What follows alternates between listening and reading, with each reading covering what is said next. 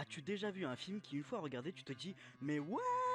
Tu vois ce genre de film totalement barré qui a un scénario fait par un fou qui était dans un état second durant l'écriture. Aujourd'hui, nous allons vite fait parler de Why Don't Play in Hell, du grand, que dis-je, du monstrueux Sonotion.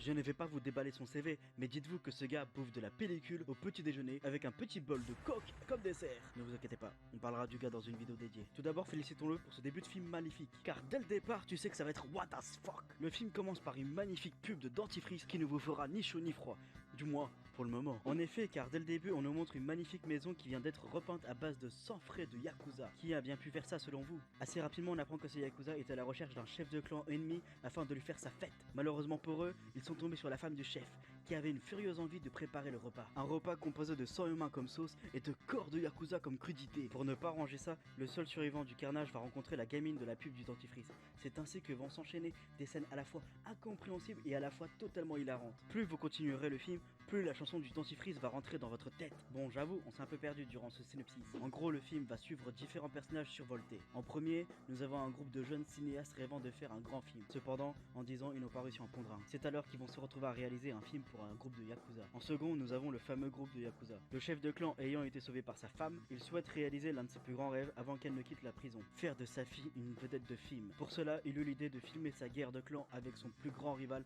afin de faire un film totalement explosif. Sonotion dévoile ici la plus grande passion qu'il a envers le cinéma et la pellicule. Le film aura beau être incompréhensible, regardez-le. Juste pour vous taper de bonnes barres et regardez ce final empli d'action et de scènes toujours what the fuck.